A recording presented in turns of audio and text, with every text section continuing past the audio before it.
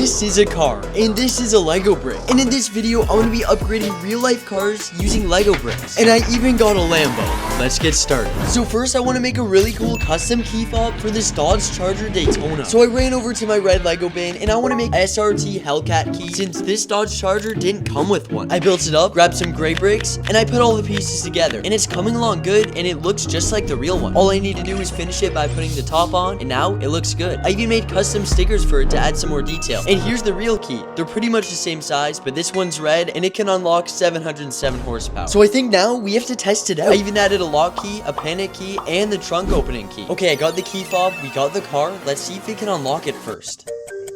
Oh, no way, it actually worked. But can it start the car? Wait, I think it's working.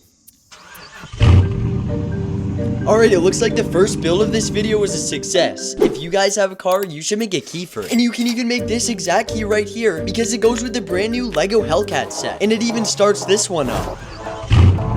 Okay, so for this next one, I had to get 100 of these white 2x4 Lego bricks.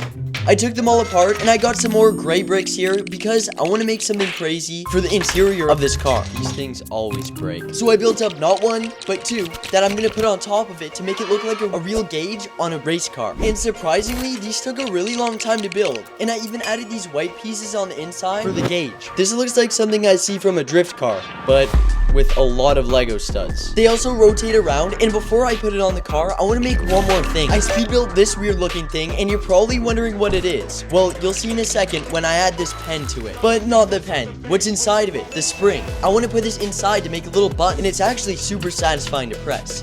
But this button's gonna do something soon. But for now, I added some final touches to the gauges, and now it's time to install them on the car. They usually go right here on the race car, so that's where I'm gonna put them. And they actually look like they'd be the same size. And they look really weird in Lego, though. Oh, and it looks like I still have the red key in here. Alright, this Lego build was okay, but now it's time for the Lamborghini. And this thing is crazy. And you're probably wondering what mods it really needs. Like, it's got a big wing. This thing's crazy in here. And there's not much I could really do with Lego. But there's one thing we all know Lamborghinis don't have. Especially this model. Cup holders. Like, if I look around, there's nothing. So that's why I made one at home, and I secretly brought it in here to attach it somewhere. But that's when I realized there's literally nowhere to attach it. But right after, I noticed something. This Lamborghini Huracan had a cup holder all along. I guess I never knew that, and I guess this is the first fail. But who cares, because this thing's really fast.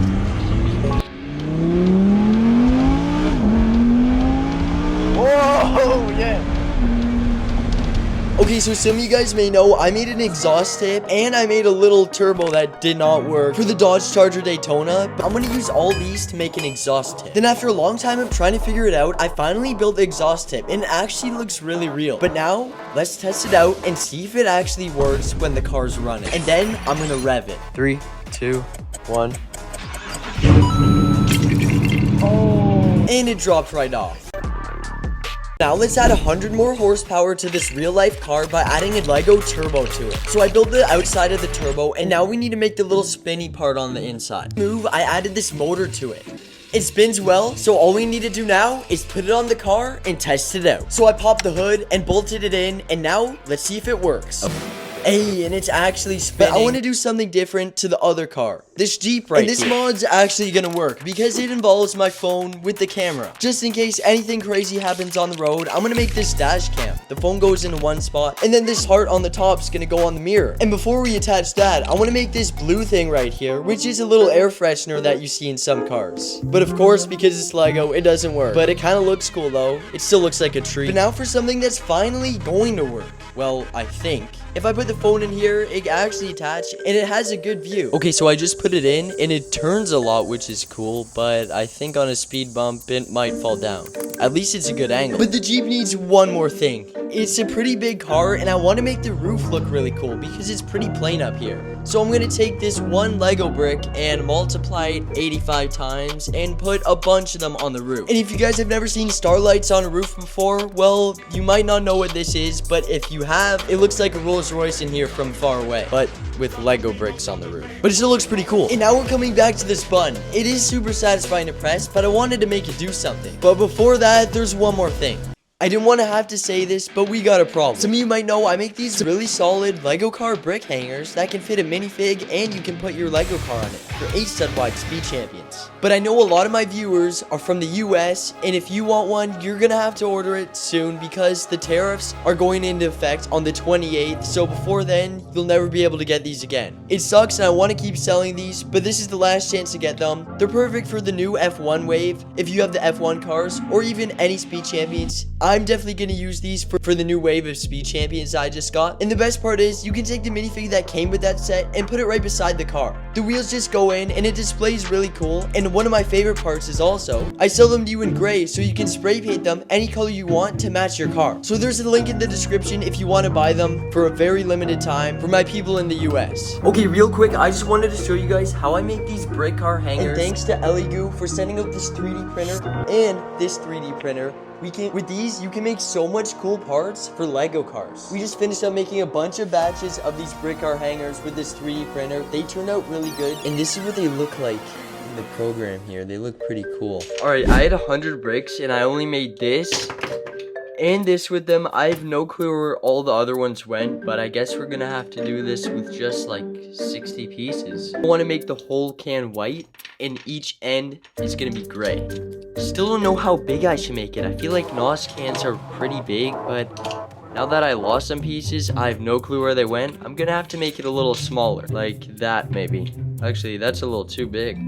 This might be a stubby NOS can. I already used up a bunch of the pieces just on this. One down, and it looks pretty cool because I only used this piece to make it. I think I got the circle shape down good, and it's coming along, but I still have a bunch more to go. To make this, we're gonna have to break up the gauge and speedometer.